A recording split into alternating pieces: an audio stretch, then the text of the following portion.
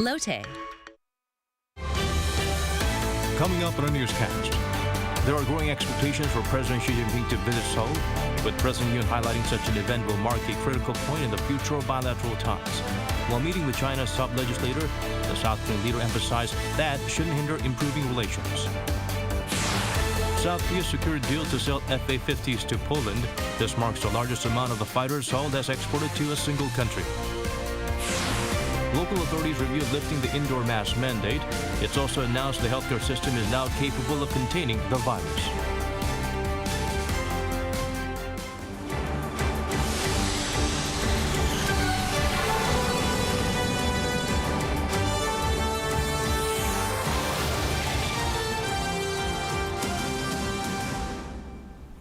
Hello, we're wrapping up the week well. I'm Daniel Che here to bring the latest. Let's begin with our top story. China's top legislator held talks with President Yoon and the National Assembly's Speaker. Denuclearization and global supply chain topped the agenda. The sensitive issue of that was also discussed. Izium starts us off. President Yoon on Friday held talks with China's third highest ranking official, Li Zhanshu. Marking the 30th anniversary of diplomatic ties between Seoul and Beijing, the two highlighted the achievements and what lies ahead. 양국이 공동의 이익을 확대해 나가고 국민들의 우호와 신뢰가 더 깊어지기를 기대합니다. The two countries have provided brought many benefits to each other's people and contributed toward peace and development. It is the first visit by China's head of legislature to South Korea in 7 years. Lee is here at the invitation of National Assembly Speaker Kim Jin-pyo, but it's also reciprocal in nature since Kim's predecessor went to China for the Beijing Olympics. During his talks with Speaker Kim earlier in the day, Lee stressed the need for achieving peace on the Korean peninsula through dialogue, echoing South Korea's stance.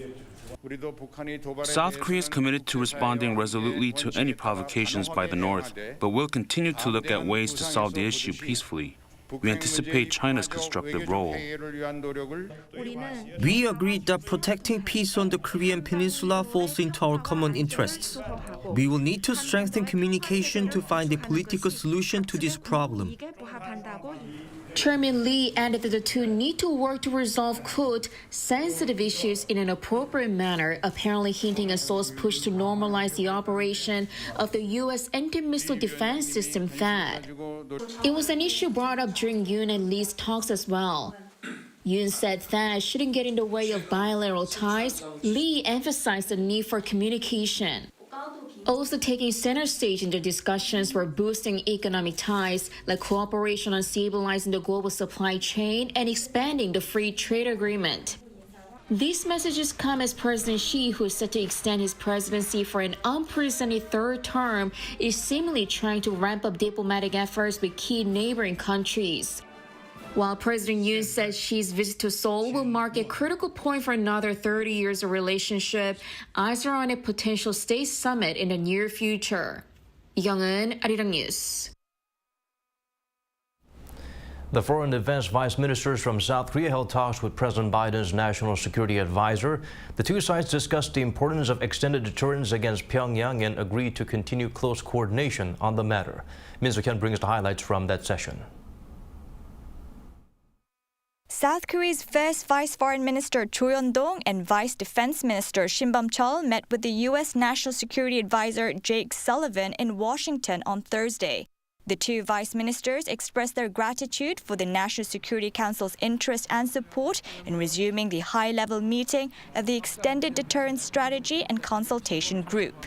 While discussing the security situation on the Korean peninsula, the vice ministers stressed that it's more important than ever to strengthen the extended deterrence against North Korea and continue their related cooperation.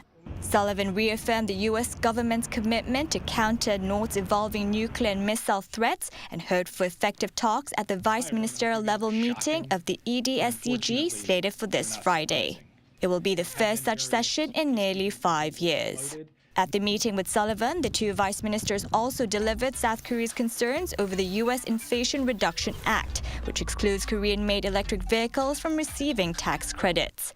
Seoul's first Vice Foreign Minister Cho Yeon-dong said they requested a review of the issue and urged for possible measures to minimize the impact of the new U.S. law on Korean automakers. On Thursday, Cho also met with U.S. Deputy Secretary of State Wendy Sherman in an effort to resolve the IRA issue as well as to bolster bilateral cooperation in various fields, including semiconductors and supply chains. Meanwhile, Seoul's Vice Defense Minister Shin Bum-chul held talks with his U.S. counterpart Kathleen Hicks. While sharing their assessments on North Korea, the two agreed to maintain a strong joint defense posture and to closely work to achieve North's denuclearization. They also agreed to strengthen the extended deterrence against Pyongyang amid growing North Korean nuclear and missile threats. Min Suk-hyun, Arirang News. President Yoon is set to visit New York for the UN General Assembly next week. Many are curious as to if he will discuss with his American counterpart cooperation on currencies, with the one losing value dramatically against the greenback. The South Korean leader's senior economic secretary was asked about the possibility of talks on a currency swap, which would help stabilize the won. But he said no agenda has been set. Choi Sang-mok noted, however, that the two already agreed in May on the need for close cooperation on FX markets, which suggests the issue could naturally come up. South Korea secured a deal to sell almost 50 F-A-50s to Poland at a price of $3 billion. This marks the largest amount of the aircraft's hull that's exported to a single country. Bae Eun-ji has the full story. South Korea has signed a fulfillment deal with Poland worth around $3 billion to sell 48 of its F-A-50 light combat aircraft. The two countries held a signing ceremony in Poland on Friday with President Andrzej Duda and the chief of South Korea's Defense Acquisition Program Administration, Dong-hwan. Friday's fulfillment contract sets the price and details of the framework agreement the two countries secured in late July, which also included almost 1,000 K-2 battle tanks and 640 K-9 self-propelled howitzers. Starting from the second half of next year, according to Poland's defense ministry, a dozen F-A-50s, the same as the ones used in South Korea, will be delivered first. As for the rest, the advanced version of the fighters manufactured specifically for Poland will be sent, starting early 2025. 36 of them will be delivered by the end of 2028. The manufacturer, the Korea Aerospace Industries, said it's planning to build a local facility there for maintenance, as well as a fighter jet school for training. And it's not just Poland that's interested in the F-A-50s.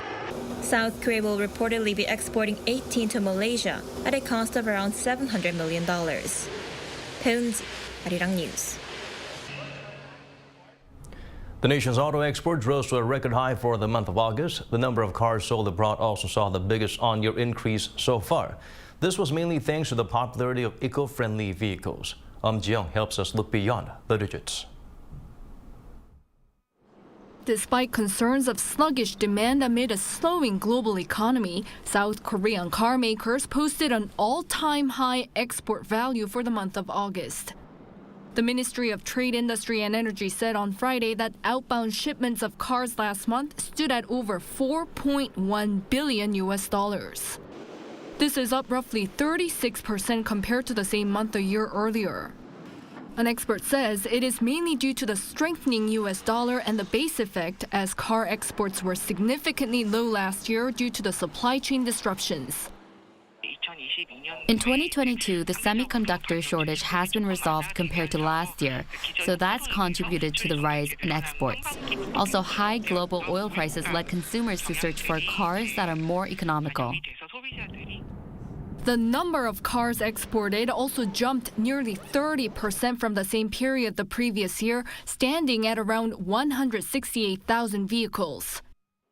This is the biggest on-year increase recorded this year for a single month, mainly thanks to a big rise in eco-friendly vehicle exports, which account for about a quarter of South Korea's overall number of auto exports. The dollar value of environmentally friendly cars exports soared by roughly 46%, hitting a record high for the month of August. The ministry attributed the rise to the popularity of hybrid cars, with their exports up by around 63% and electric cars increasing by 32% on-year. Hybrid and electric car models that led the rise in exports include Renault Korea's hybrid XM3, Hyundai's hybrid Kona, and electric car the Ioniq 5, and Kia's electric car Niro. In the U.S., South Korea's main car export market, Korean automakers increased their market share by 0.7 percentage points compared to a year earlier, standing at 10.7% in August, led by electric cars. However, the expert said U.S. President Joe Biden's signing of the Inflation Reduction Act, which eliminates tax benefits for EVs built outside North America, is likely to negatively impact South Korean car makers. The terms have changed overnight to not being able to get $7,500 in tax benefits. Thus, electric car exports to the U.S. may slow down temporarily. It's not just a problem for Hyundai or Kia, but could discourage other firms that have been planning to enter into the North American market. 엄지영, Arirang News. Back here in Indonesia, local health authorities may lift the indoor mask mandate. Chung Gi-suk, the head of the COVID-19 response team, explained that Korea's healthcare system is now capable of containing the virus with vaccines and treatments. He warned that if the nation continues to enforce such rules, it could lose out on trade, the main driver of its economy. The daily tally continued to gradually come down. On Friday, it stood at slightly over 51,800, down almost 20,000 from the day before. President Yoon ordered the Justice Ministry to improve the nation's anti-stalking law following a recent murder case. The victim allegedly had been stalked beforehand by a former colleague. The South Korean leader acknowledged that the Sindang Station murder deeply shocked the public and called for legal changes to ensure there are no loopholes. The ministry vowed to swiftly amend the law so that a stalker can be prosecuted even if the victim does not wish to press charges. Also under consideration, interim measures such as tracking the location of someone accused of stalking.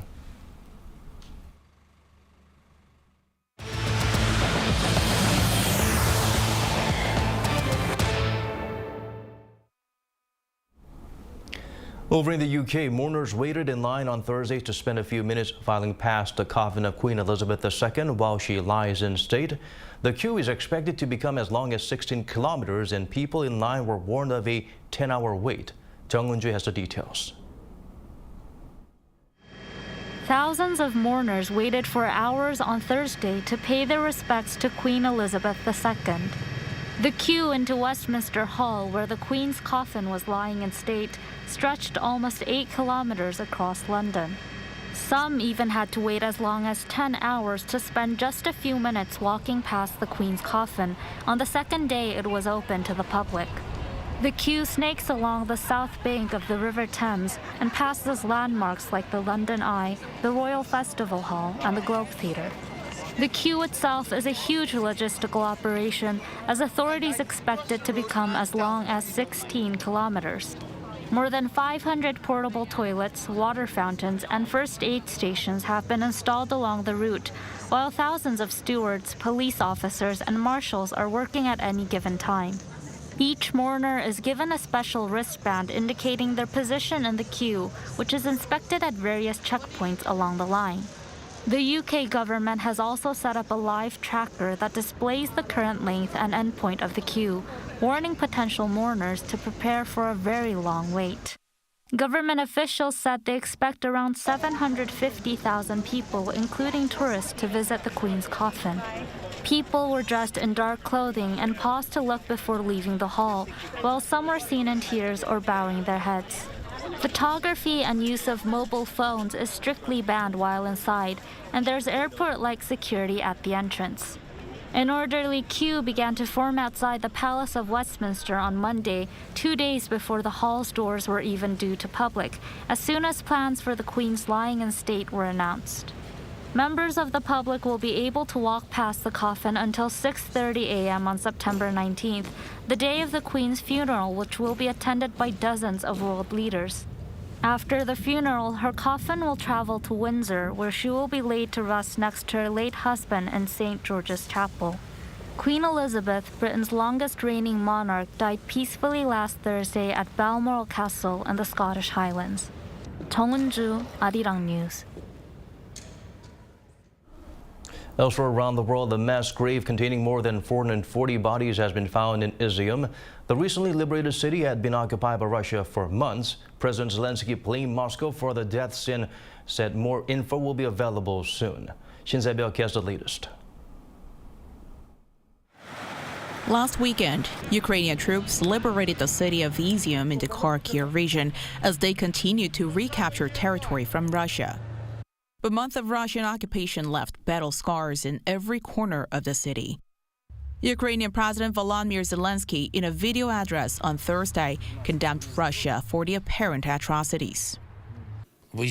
Mass graves were found in Izium in the Kharkiv region. Russia is leaving deaths behind it everywhere and must be held responsible. According to police in the Kharkiv region, the biggest burial site contains 440 bodies, some of them killed by shelling and airstrikes. President Zelensky said more information should be available on Friday. Meanwhile, speaking to Reuters in Kyiv on Thursday, EU Chief Ursula von der Leyen said that the bloc would be unwavering in its backing of Ukraine. This comes at a high cost, but our freedom, the international peace order, and democracy is priceless. Also at a joint news conference with President Zelensky, she vowed to support Ukraine for as long as it takes. She also pledged further assistance to the tune of $100 million to rebuild schools in Ukraine.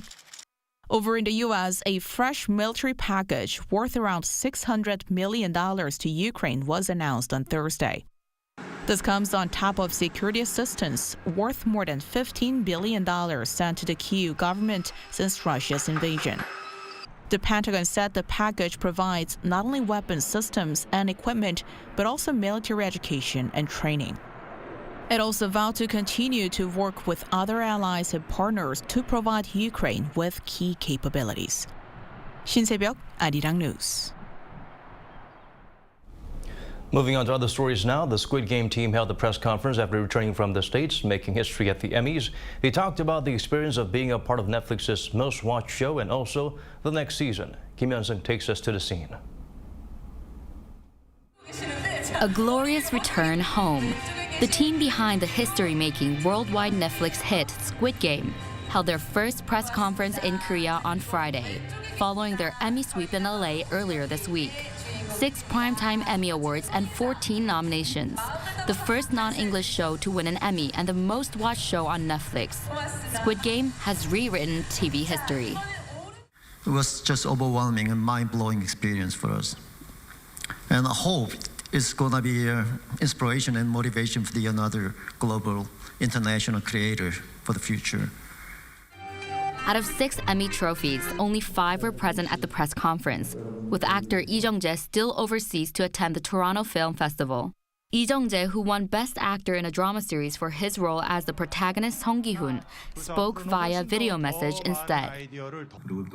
I just hope there's more content like Squid Game so the rest of the world can meet more of Korea's excellent filmmakers and actors in the future as well. But this Emmy glory was also shared among people working behind the scenes. Stunt performers, production crew, and the guest actor were also recognized. Excuse us for being awkward. We're not used to settings like this. But we will always work hard, sweating blood and tears, whether people see us or not. Freedom is so important to creators. I was lucky enough to meet the Squid Game team, Netflix, and the director who trusted me and gave me the freedom to work so that I could be as creative as I needed to be. Thanks to Squid Game, I feel like I have gained the courage to explore more fields as an actress. The director said he's currently writing the new follow-up season. And exciting news for fans all around. Squid Game is coming back with season 2 within 2 years. Kim Hyun-sung, Arirang News. Blackpink is adding more dates to the North American leg of their world tour. According to K-pop group's management agency YG Entertainment, 4 more concerts will be held each in Dallas, Houston, Atlanta, and Los Angeles due to skyrocketing demand. The girls will perform 14 times across 7 American cities and is expected to meet some 185,000 concert goers. The North American tour kicks off on October 25th in Dallas. Tickets went on general sale on Friday. Researchers have taken vegan meat a step further to create alternatives with improved texture and flavor. Those made in science labs and factories can play a big part in helping to save the environment. Izium explains further. Meat alternatives. The term refers to substitutes for meat which are made of vegetarian ingredients.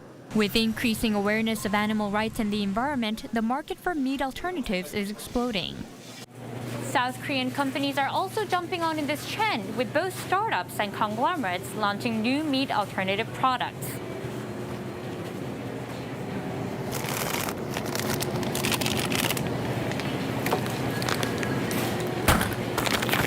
Like this Korean barbecue and steak. But what exactly are meat alternatives? Well, there are many types of meat alternatives as different companies incorporate different technology as they try to replicate the taste of meat. First, the plant and fungus-based meat substitutes use ingredients already familiar like soybeans and mushrooms. As well as plant-based types, there is another source of meat alternatives being explored, single-cell proteins. Instead of turning plants or fungus into food products, developers are growing cultures of proteins extracted from yeast, bacteria, or microalgae. They require less space to grow compared to conventional meat and have a smaller carbon footprint. In addition to single-cell proteins, researchers at a startup in Korea are working to grow cultures of meat cells from cows and pigs. This type of meat alternative is called cultured or cultivated meat. Although the cells are initially extracted from animals, the cultured meats do not require further sacrifice from the animals as the cells are grown in labs.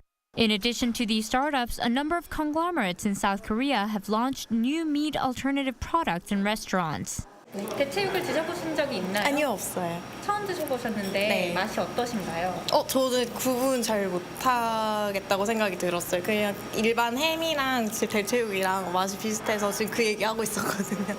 네. 맛은 어떠신가요? 맛있어요. But there still are concerns regarding the safety and regulation of meat alternatives. As the meat alternatives market is still emerging, different countries have adopted different standards for regulation. And the regulation not only applies to the production process, but also to the naming itself, as some in the livestock industry are opposed to the use of the word meat in the descriptions of alternative meat products. However, a legal expert in food and nutrition says that South Korea maintains quite strict standards when it comes to consumer safety. I think that in the early stages of development, we should encourage more research and development so we can come up with more possibilities. According to data from National Geographic, 36% of the world's crop calories are fed to livestock, which is finally consumed by humans. This means that if we eat less meat, there may be more food around for humans around the world to consume. And meat alternatives can mark the initial steps to such change, one meaty bite at a time. 이시후, Arirang News.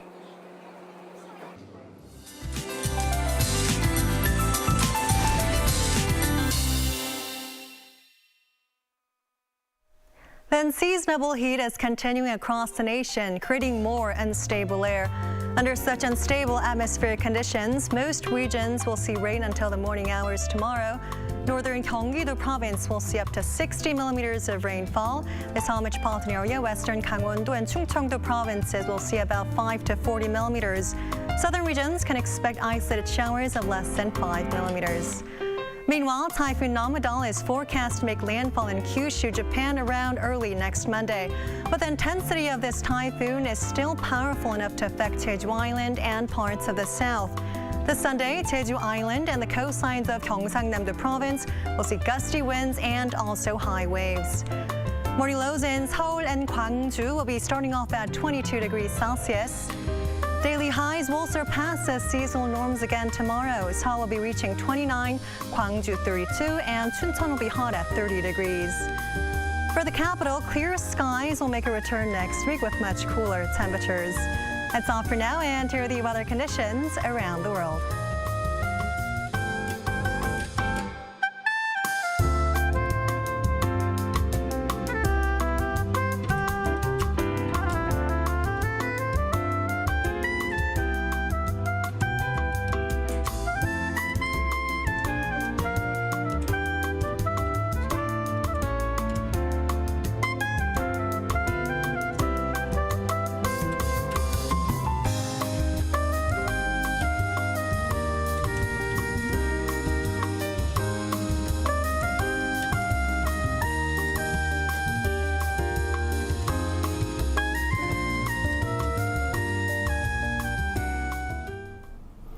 And that's all from us. As always, thank you for watching.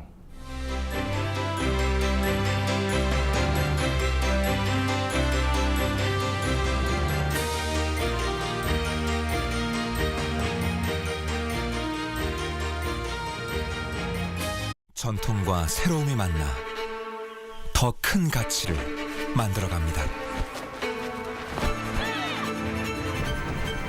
그 가치들은 변화를 만들어내고